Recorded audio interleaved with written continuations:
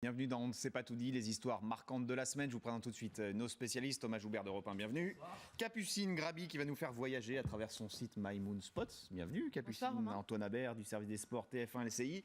Bonsoir, et notre invité, un ancien champion du monde, Fabrice Bénichou. Bonsoir. Bonsoir. Ancien boxeur bien connu. Vous sortez cette autobiographie, Mon dernier combat, au Cherche Midi. Vous racontez finalement votre longue descente aux enfers à la fin de votre carrière et votre renaissance. Aujourd'hui, tout va bien ? Aujourd'hui, tout commence à aller très bien, oui, effectivement. Ouais. Je commence à avoir une ouverture d'esprit, une vue sur l'avenir. Je prends les choses beaucoup plus avec du recul. Je suis mieux entouré qu'avant. Il y a plein de paramètres qui font que je vais beaucoup mieux, oui. Je vais pouvoir transmettre maintenant tout mon savoir et tout ce que je connais. Ça, on va en parler dans un instant, c'est intéressant. Beaucoup plus facilement. Votre livre s'ouvre sur ce jour funeste de juin 2012. Allez, vous avez tenté de mettre fin à vos jours, c'est ça ? Oui, le pire, c'est que je n'ai pas de grands souvenirs des événements. J'en ai, parce qu'on m'en a raconté, et puis ça revient. Et vous l'avez écrit ? Il y avait des gens de blackout dans la tête. Et c'est surtout le fait de se dire, pourquoi j'ai fait ça ? Où j'en étais pour en arriver là ? Et pourquoi ce besoin alors de se confesser, d'écrire ce second livre ? Parce que c'est un second livre pour vous, mais cette autobiographie.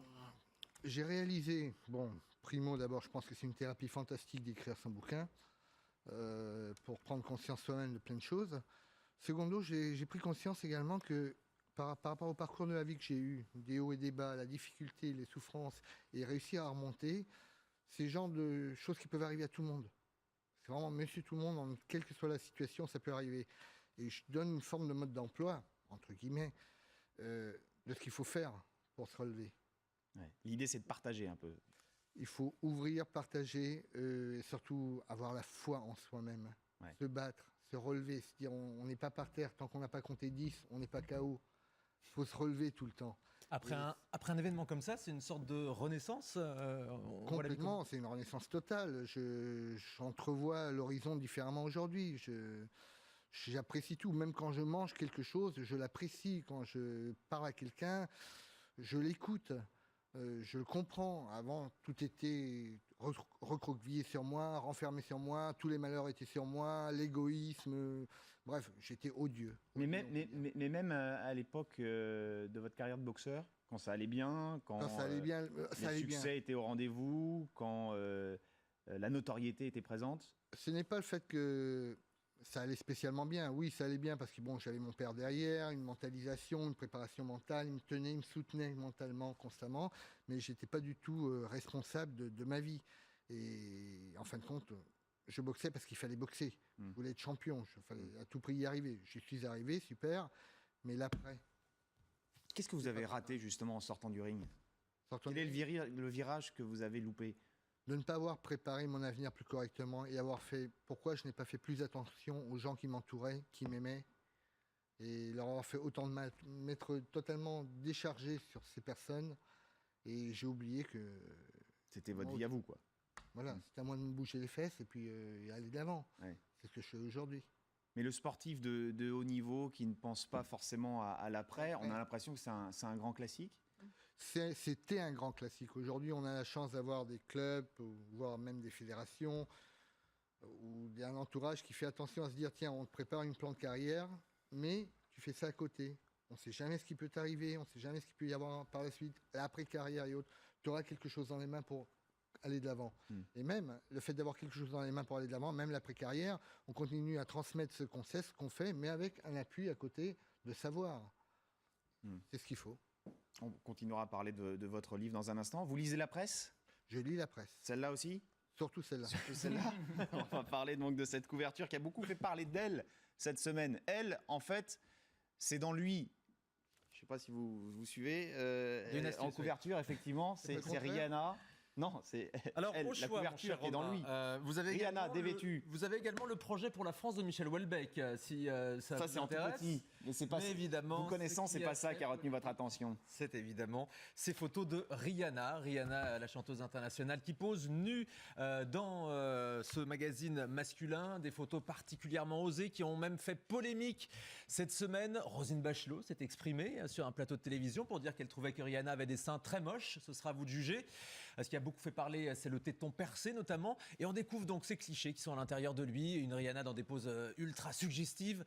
Je crois que quand on tombe sur cette image, voilà, j'en perds mes mots. Un bronzage assez particulier, hein, avec des marques de bronzage.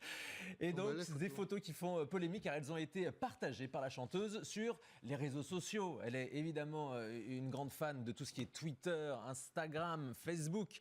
La chanteuse a donc décidé de partager avec ses fans toutes ces photos. C'est bien, on les voit en boucle, hein. Je crois que le réalisateur aime bien. Le problème sur ces comptes Facebook ou Instagram, c'est qu'il y a une censure. Très simplement, la nudité est interdite sur ces réseaux. Et qui surveille ? Le réseau Instagram avec des modérateurs et même des logiciels qui permettent d'identifier. Et oui, et même la poitrine. Même la poitrine a donc été censurée par le réseau Instagram. C'est-à-dire que Rihanna s'est retrouvée sur son propre compte sur Instagram. Son propre compte, voilà. La photo a été bannie. A été bannie, c'est-à-dire qu'elle a reçu un avertissement. On l'a prévenu, le compte l'a prévenu en lui expliquant que il fallait qu'elle retire ses photos qui contrevenaient aux conditions générales d'Instagram. Du coup, elle a dû s'exposer parce que sinon son compte aurait été désactivé. Twitter a été un petit peu moins prude puisqu'ils ont continué d'autoriser les photos avec simplement un avertissement. Hein. Le compte était certifié comme média choquant à chacun des tweets où apparaissaient ces photos dénudées. C'est vrai que ça peut paraître un petit peu étonnant à l'heure des réseaux sociaux où tout se partage instantanément. Mais Rihanna ne s'est pas laissée démonter puisque après cette censure, Rihanna s'en est moquée en fait sur son réseau Instagram depuis quelques jours. Son crayon. Elle a pris notamment son crayon, elle a pris son logiciel de retouche pour créer une fausse couverture où on la voit dans une pose beaucoup plus sage, hein, vous le voyez, où elle explique que la prochaine fois pour faire la couverture d'un magazine, il faudra qu'elle soit comme ça. C'est moins attirant, moins alléchant. Moins glamour. Et elle a effectivement pris ses crayons, comme vous l'avez dit, en faisant des dessins. Celui-ci est donc un extrait du shooting, si on peut dire. C'est pas mal. Est-ce que c'est vraiment elle, là, le coup de pinceau ? On ne sait pas. Je saurais pas vous dire. En tout cas, ça c'est autorisé sur les réseaux sociaux. C'est un dessin. Mais ça ne plaît pas à Fabrice Bénichou. Elle a même été jusqu'à reproduire la couverture de lui, pareil, en dessin avec ses crayons de couleur. Quelle pub pour le magazine. Ça c'est autorisé sur les réseaux sociaux. C'est une publicité effectivement incroyable pour le magazine qui a déjà fait beaucoup parler de lui. Mais oui, mais je comprends pas. Le mois dernier, c'était Kate Moss qui était toute nue. Pourquoi là, finalement, c'est passé comme une lettre à la poste et pourquoi Rihanna, ça crée le buzz ? Parce que Kate Moss l'a pas partagé déjà sur les réseaux sociaux. C'est juste en fait la censure sur les réseaux sociaux. Les photos, je pense que Capucine, vous êtes d'accord, sont quand même un petit peu plus osées que celles qu'on a vues avec Kate Moss. Ça veut dire que si on montre quelqu'un avec une Kalachnikov sur Louis en train de tirer, tout ça passe. C'est autorisé. C'est dingue. Hein. En revanche, la nudité est interdite. Qui tue, il a droit. Une belle nana qui se montre, ça c'est interdit. Alors on va préciser que tous ces réseaux sociaux sont d'origine américaine et qu'évidemment les Américains sont le puritanisme. Ça marche, lui, la renaissance du magazine. Alors en tout cas, c'est un formidable coup de communication. Hein. Frédéric Becbédé a donc relancé le magazine mythique des années 70 avec Léa Seydoux en couverture. Ça, c'était le numéro 1.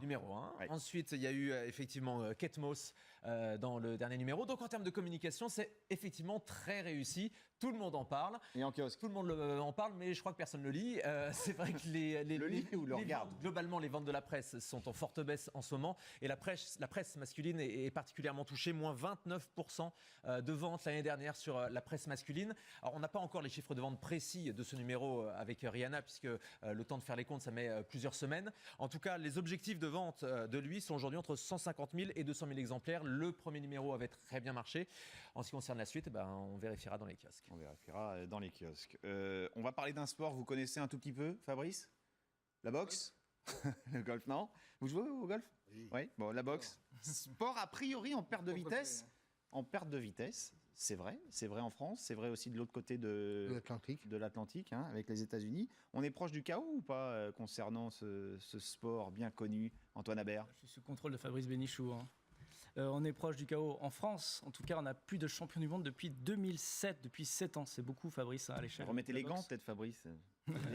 Le dernier. Je vous étonnerais, je serais capable. Hein. De remettre les gants ou de redevenir champion du monde. Revenir à un champion du monde, oui, j'en serais capable. Mais non. Bon, le dernier en date, c'était Brahim Asloum que vous voyez ici à l'image avec Jean-Marc Mormec. Eh bien, il était l'une des dernières grandes têtes d'affiche de la boxe. Ça, c'est la carrière, ça. Ouais. Qui entraîne voilà Asloum. 7 champions du monde au début des années 2000, 11 dans les années 90, qui est la période faste pour la boxe française, avec 11 champions du monde. Il y avait notamment les frères Thiozo, on s'en souvient, Jean-Baptiste Mendy, Julien Bobo Lorcy. À cette époque, eh bien, les combats étaient diffusés en deuxième partie de soirée sur TF1. Grosse audience, il y avait des millions de téléspectateurs. Pour vous aussi, Fabrice ? Oui. Et à la fin des JT, on faisait des duplex avec les boxeurs. Exemple, en novembre 90, regardez, Christophe Thiozo s'apprêtait à combattre l'Américain Morgan. C'était à Cergy-Pontoise. Le regard d'un expert, celui de, voici, Roger Zabel. Roger ? Oui, bonsoir Ladislas. Dans le vestiaire de Christophe Thiozo, dont vous allez pouvoir remarquer, comme à son habitude, qu'il est extrêmement décontracté. Avant une rencontre pourtant importante, hein, Christophe, Morgan, 40 combats, 40 victoires, 29 avant la limite. Ça n'est pas le dernier venu. Comme tous vos adversaires, vous dites que vous allez le faire tomber. À quelle reprise ? Comme d'habitude, vers le 6e, 8e round, s'il encaisse beaucoup, il fera peut-être un round de plus. D'accord. Donc cela veut dire qu'il faut être à l'heure. C'est 22h30, hein, le premier coup de gong avec des commentaires de Thierry Roland et Jean-Michel Rouen, notre confrère de l'équipe.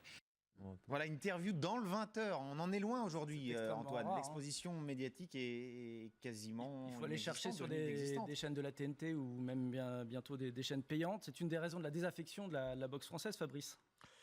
C'est une des raisons, oui, mais la raison aussi est parce qu'il n'y a pas de champion. C'est le chat qui se mord la queue quelque part. Mais le jour qu'on est à nouveau un champion, déjà un champion d'Europe, qui tienne la route, qu'on sait qu'il peut aller à un championnat du monde, qui reviennent avec un titre, qui aillent chercher un titre aux États-Unis ou en Amérique du Sud, chez eux, et qui reviennent avec ce titre, là, forcément, on aura toutes les télés qui seront là pour filmer le champion. Est-ce que vous êtes persuadé que la boxe reste fondamentalement très populaire Très en France ? populaire. Les gens aiment la boxe. Ouais. C'est toujours génial. C'est un sport, c'est le noble art, c'est un sport complet à voir. On s'amuse. On arrive à le comprendre si on l'explique très vite. Oui, c'est vrai que c'est pas très compliqué. Non, c'est pas très compliqué dans l'absolu, mais c'est. Mais il faut faire des interviews en gants de boxe. Alors Voilà. ça, c'est un peu Ça fait- plus ça fait compliqué notre quand on est journaliste. Mais C'est sauf notre qu'à histoire, l'époque, c'est tout le clair. monde connaissait les Mike Tyson. Vous, évidemment, on a parlé de Brahim Asloum. Aujourd'hui, on les connaît plus, les boxeurs. C'est C'est vrai. qui le Mike Tyson d'aujourd'hui ? En France. Nulle part même dans le monde, même moi, je ne saurais pas vous dire un nom. Si, je vous donne le nom de Klitschko, le russe, parce que c'est. On le les connaît plus promoteurs- maintenant sur le versant politique. Parce qu'il y a parce conflit qu'il y a en des Ukraine. promoteurs allemands Ah oui. qui sont là. Un très bons promoteurs allemands. Ils Ouais. organisent des belles soirées, des beaux galas de boxe. Ils ont des grands champions. Parce Il y a- qu'ils organisent. Floyd Mayweather aussi qui combat justement dans Il y une a réunion Floyd demain à Las Mayweather, Vegas. Absolument, absolument. Des champions comme ça, il n'y en a plus beaucoup. Il y en a plus beaucoup. Mais ça va revenir. C'est un passage à vide, je suis sûr. Ça peut que revenir Le voilà, Floyd Mayweather qui combat donc demain. Et sans Ça doute reste le meilleur boxeur au monde actuellement. actuellement. Ouais. Et c'est aussi le sportif dans le monde le mieux payé mieux en payé, 2013, 85 millions de dollars de revenus. Ça va pour Donc lui. la Il y a- boxe, c'est quand même porteuse. Hein. il y a encore de l'argent dans la boxe. Mais honnêtement, Aux on a, États-Unis. aux États-Unis, souvent, on n'a pas toujours compris parce qu'il y avait évidemment différentes catégories, différents de poids, de fédérations, 80 ceintures mondiales. 80 ceintures mondiales. Ça n'a pas de sens. Ça n'a pas de sens. et en Mais même c'est un temps- vieux débat en plus. Oui, non, ça n'a pas de sens, mais en même temps, ça en a beaucoup. Ah bon ? Car je vais vous expliquer pourquoi. Bon, d'accord, il y a 4 fédérations. Moi, je dirais 3, sérieusement. Bon, disons Ouais. 4. Il y a ce qu'on appelle dans la boxe, c'est un monde où c'est le milieu aussi qui était à l'intérieur, un système assez particulier. Et quand on voulait t'empêcher d'accéder à un championnat du monde, on te disait, toi, tu n'iras pas à un championnat du monde, eh bien, tu n'y allais pas. Alors, tu vas à une autre fédération ou une autre, et tu arrives enfin à devenir champion du monde. Et après, le but, c'est de réunifier les titres. Tu rencontres des mecs plus durs, il y en a de plus, c'est plus difficile. En fin de compte, c'est plus dur la boxe aujourd'hui qu'avant d'une certaine manière. Parce que pour être vraiment un grand champion, des champions, il peut y en avoir beaucoup, oui, comme moi j'ai été, comme Thiozo, comme d'autres, on a été champions, super. Mais des champions comme Monzon, comme Durand, comme Hagler, comme Tyson, il n'y en a pas beaucoup. Et C'est ça le but, d'essayer d'arriver à... la corruption, ça a toujours été la toile de fond, avérée ou pas, du milieu de la boxe. Un Oui, peu, beaucoup, il y a- pas du tout. Pas plus que dans le foot ou dans le rugby ou ailleurs, surtout le foot. Non, pas plus. Sans parler de corruption, l'ancien président de la Fédération française de boxe qui a été accusé d'arrangement en tout cas. Non, mais je ne sais pas si c'était de l'arrangement ou pas. Je n'étais pas là pour le voir. La seule chose que je peux dire, c'est qu'il était totalement incompétent. Il n'a rien compris à ce qu'était la boxe ou ça l'arrangeait de ne rien comprendre. C'est tout. Et Fabrice, Le président actuel, André Martin, par contre, c'est un gars qui est en train de faire table rase sur la Fédération française, nettoyer la chose gentiment, posément, sans aucune agressivité. Et il est en train de Mais il avance. construire. Non, on disait à l'instant que le plus grand boxeur du monde était le sportif le mieux payé en ce moment. Vous, ça vous a rapporté de l'argent, la boxe, à l'époque? Oui, j'ai gagné pas mal d'argent. Je peux pas vous dire combien, car c'est pas moi qui gérais mon fric. Il vous en reste? Hein, rien. Vu que j'ai pas géré mon argent, j'ai rien su. La seule chose que j'ai su que j'ai gagné de l'argent, c'est le jour que les impôts me sont tombés dessus, quoi. Là, je me dis, ah oui, effectivement, j'ai gagné du fric. Mon dernier combat, c'est donc votre autobiographie qui est sortie au Cherche Midi. Tiens, est-ce que justement le milieu de la boxe vous a aidé à remonter la pente? Dernièrement, la nouvelle fédé, oui. Ouais. La fédération d'André Martin, il y avait Géraldine Filou qui bossait avec eux aussi. Il y avait des personnes assez compétentes, je peux dire, qui ont vraiment ouvert les yeux et leur cœur. Et d'avoir été un sportif de haut niveau, ça vous a aidé? Évidemment. Ça va de soi. Oui, bien sûr, ça m'a aidé. Ça m'a aidé dans deux sens, et de leur côté et du mien. Car personnellement, je me suis dit, il faut que je sois à la hauteur de ce que je suis.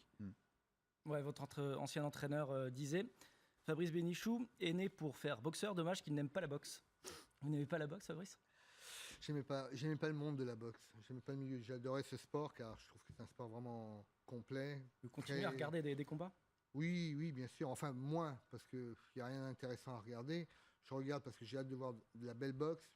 Il n'y a plus rien. On dirait que les gens, ils n'ont rien compris à ce qu'est la boxe. Même les boxeurs, ils boxent sans savoir. C'est taper, tirer des coups, marquer.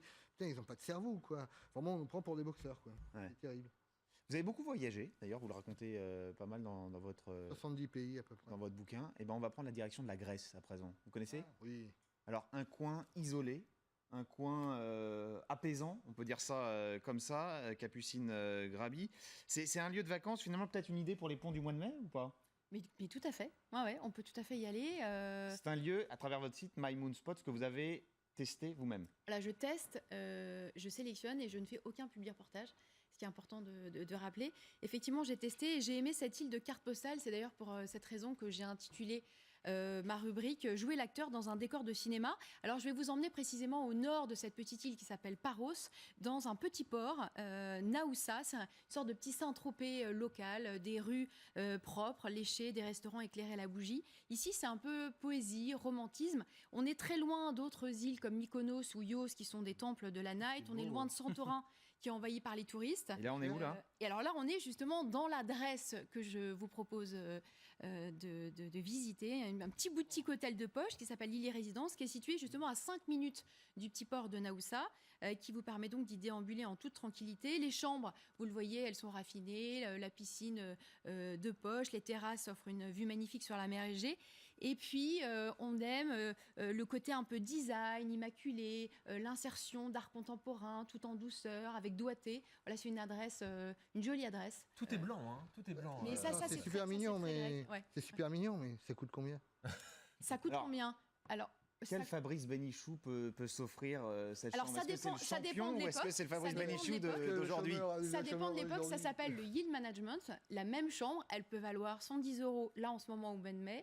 Et elle peut monter à 250. Ça dépend des saisons, quoi. Ouais, en fonction des saisons. Il y a des inconvénients, vous avez Alors les inconvénients, ou pas? évidemment, c'est le monde, puisque les îles grecques sont très prisées, notamment Mais là, on les est à touristes l'abri. allemands. Mais là, en ce moment, justement, il y a une petite fenêtre. Vous savez que la Grèce n'est pas épargnée par la crise et que la cure d'austérité du FMI, mais justement, elle ralentit le nombre de touristes qui viennent dans les îles. Et donc, en ce moment, c'est plus cool. Et quand on est sur place, on peut revivre l'expérience du Grand Bleu, Alors le voilà, film de c'est Besson. une expérience que je propose sur My Moon Spot, puisque j'allie des adresses de rêve avec des expériences confidentielles. Et je vous propose effectivement de revivre ce qu'avaient fait Jean Reno, Jean-Marc Barr, Rosanna Arquette. Ils avaient tourné. Voilà, ils avaient tourné dans une île Ouais. qui s'appelle Amorgos, qui est à quelques heures de Paros. Et moi, je vous propose de revivre, on a parlé sport, de revivre l'expérience du Grand Bleu. Alors sans la gueuse, donc le fameux ascenseur qui vous emmène au fond, mais avec le 4 fois recordman du monde d'apnée libre, qui s'appelle Guillaume Néry et qui fait des baptêmes. Dans certains vous, là, cas, ou pas? en exclusivité. Non, voilà, c'est lui, voilà, le Guillaume Néry. Donc, c'est l'homme qui plonge le plus profond au monde. Et il fait des baptêmes pour des particuliers. Alors là, Des baptêmes d'apnée? Des baptêmes d'apnée. Donc, il vous fait 1 heure de yoga. Ensuite, il vous enseigne le lâcher prise. Et puis, en fin d'après-midi, vous descendez. Et vous descendez combien de temps? À la seule force de vos palmes. Il est à côté de vous. tout ce que vous pouvez mettre d'air dans vos retenir. poumons. C'est vrai que les techniques du yoga sont très très bonnes pour. Mais ils font- une heure de yoga ne suffit pas pour On a tenir fait- 2 ou 3 minutes d'apnée. 80%, oui. Ah oui Ah oui, Il y a oui. déjà eu des expériences et imaginez-vous que des gens qui n'avaient jamais fait d'apnée sont descendus entre 15 et 20 mètres Avec des techniques de respiration. juste avec leurs palmes, avec donc Guillaume Néry à côté. Il paraît que c'est fabuleux. Moi, ça me tente pas du tout. Il paraît que c'est totalement fabuleux. En tout cas, c'est possible de le faire effectivement Sur My Moon Spot. Ouais. Merci beaucoup, merci Fabrice Bénichou. Merci à vous. Mon dernier combat donc est sorti aux éditions Cherche Midi. Fin d'On ne sait pas tout dit. Nous revenons bien évidemment en direct à partir de 19h lundi. Excellent week-end.